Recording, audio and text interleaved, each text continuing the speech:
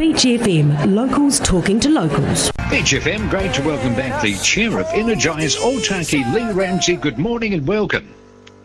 Good morning to you, John. How are you doing? I'm excellent. I do hope that you're excellent after your triumph, or so it appears from my distant vantage point. You seem to have a really good day on Wednesday with some very important people.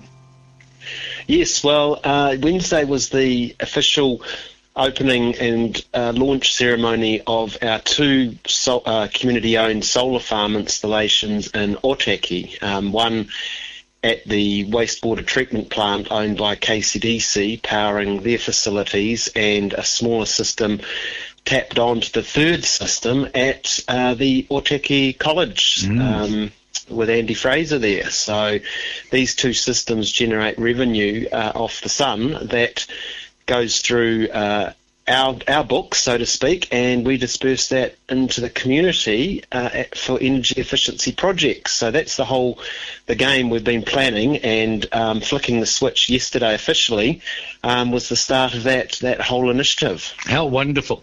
I believe it's the country's first community solar farm that we're talking about.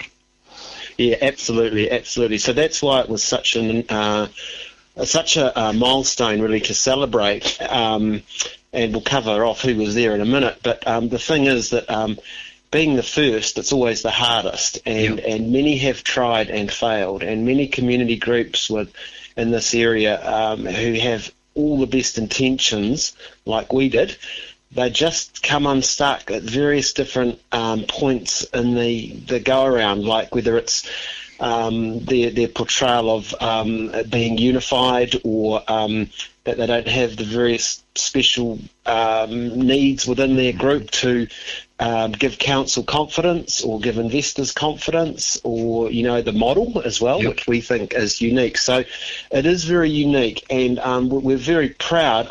I'm not sure if we should say we're proud that we're the first to do it, because it would have been nice that this could have happened sooner, and our journey probably should have been 2 years quicker than it was. So, none of this stuff comes easy, John.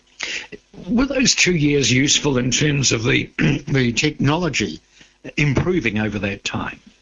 Well, that is a very good question, and the answer is absolutely yes. I mean, we were fully funded, so we don't have a bank or a mortgage on any of this. So the capital was free capital from, well, not free, but it was Wellington Community Trust. We're 100% fully funded. So you could argue, oh, well, we could do this and do that and still be happy. But at the end of the day, we want to get, being efficient in energy, energy's money, and the more efficiently we use that money was good. So to answer your question, there's sort of figures that say that the 2-year delay, panels have improved, say, 20%. Wow.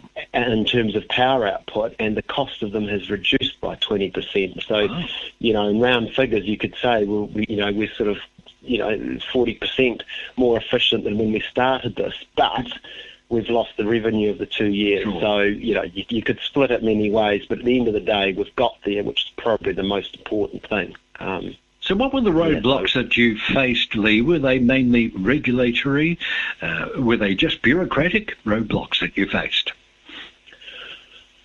Well, because no one's done it before, we say making things up as you go. I mean, I know what you mean. You were paving the way.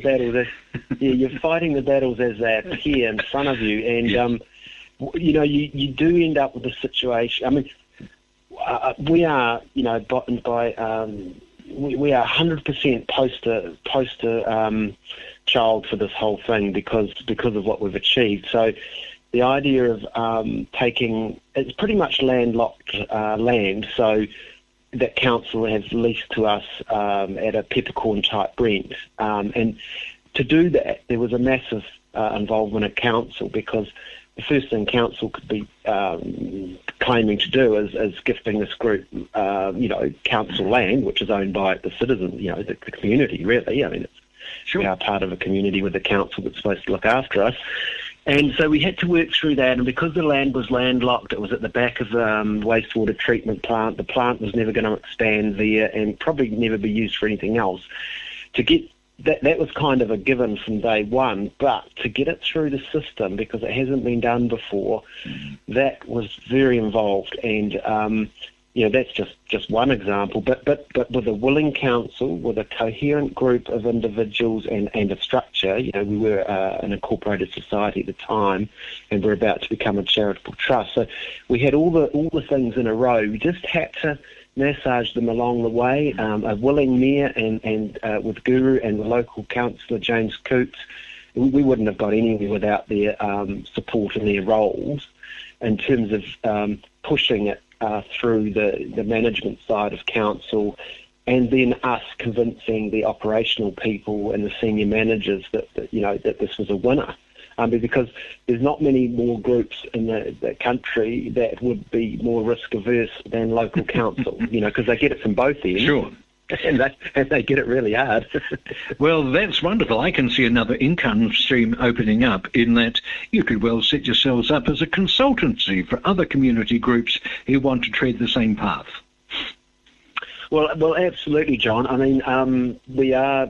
I have been invited to a couple of community energy network type forums that are being held around the place, because that is the hard part. The idea that you can do it, the technology can do it, all of that's proven, but actually dotting the I's and crossing the T's was where it really is at. So, I mean, I must admit, I've attended a couple of things before we really got this over the line, and I was amazed at how far we'd got, even though we were in our struggle. You never really realise the struggle you're in until you meet someone who's got a bigger struggle, and you go, Indeed. Actually, we're doing quite well, and here's how our experience, and here's how you could do it. And I just would like to come back to some of the other complications too, because it's valuable that people understand that these things just haven't come along and been lucky. The situation with the council, and then there's Mexican standoffs between different groups, like we couldn't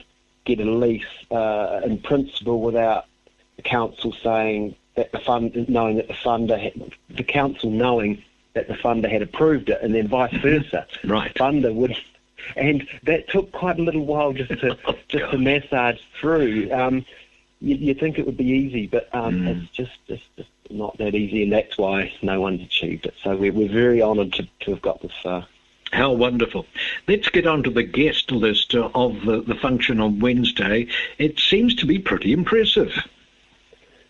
Well, yeah, I mean, I described it to someone as not only had the stars aligned, but the stars that aligned was shooting meteors, We had Honourable Minister Robertson open the official, we had it with our plaque, and he uncovered it and he flipped the big switch and turned the power on.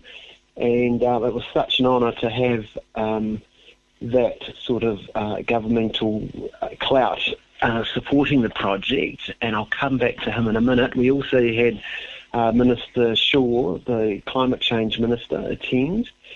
And obviously his role in that aligns with renewable energy. So he was very pleased to be part of it. And obviously the coalition government, they're all quite chummy there at the event.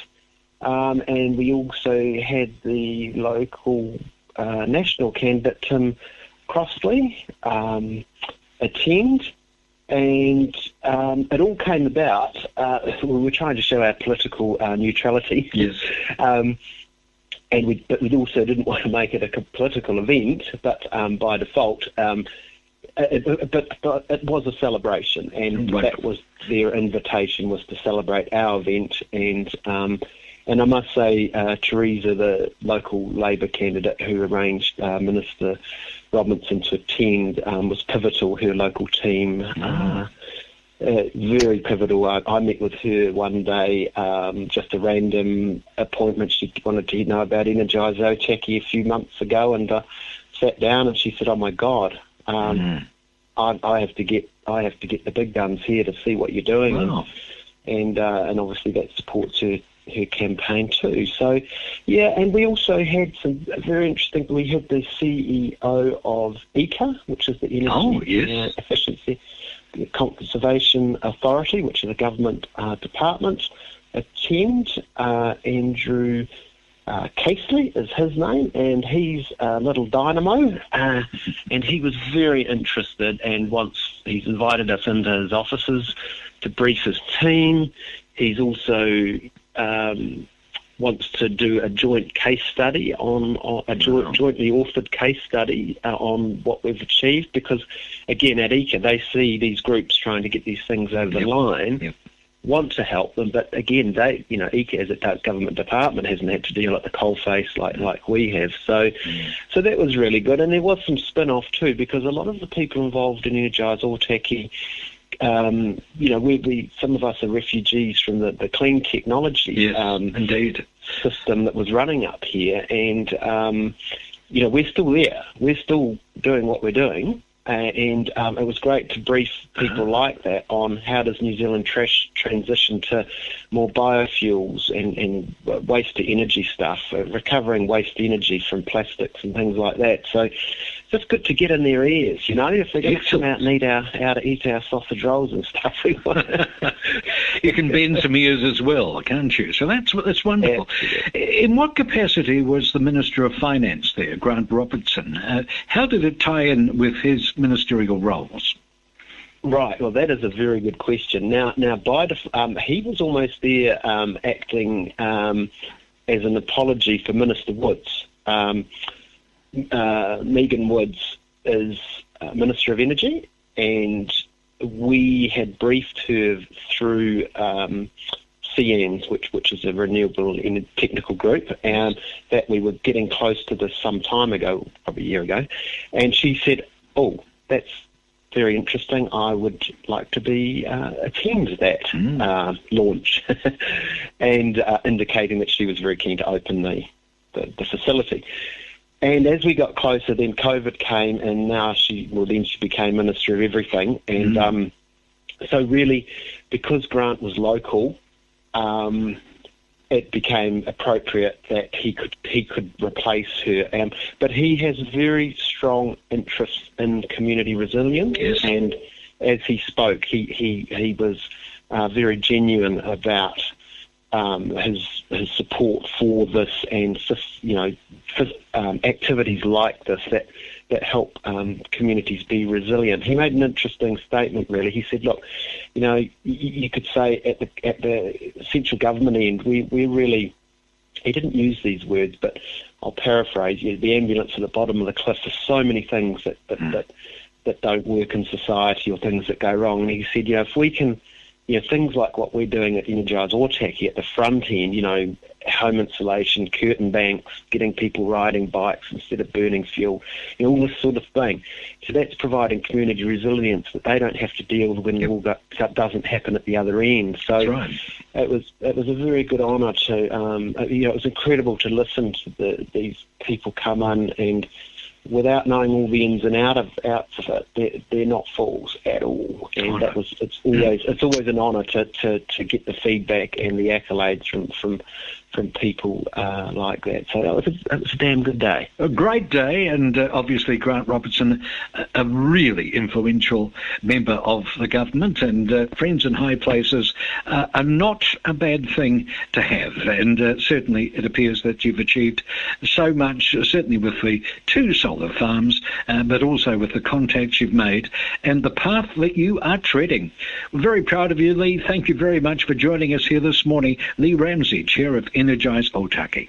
John, just before I go, I'd just like to thank the local volunteers and supporters within Energize Otaki. The volunteers are such a huge part in it. We've got a pretty much a volunteer committee, and it's all that work that goes on in the background, and none of what I have said here or have been standing up for and saying would be possible without the multiple, let's say a dozen or so key people in the community pushing things along and doing those extra yards. And that's really important to acknowledge, because without it, it wouldn't happen. And then without, you lose that. If that's not happening, then that part of the community resilience that everyone says is so important, from the government down to the people getting the free curtains, what have you got? So it's really important to thank those people, and that would like to do that on Energize Otaki's behalf, really.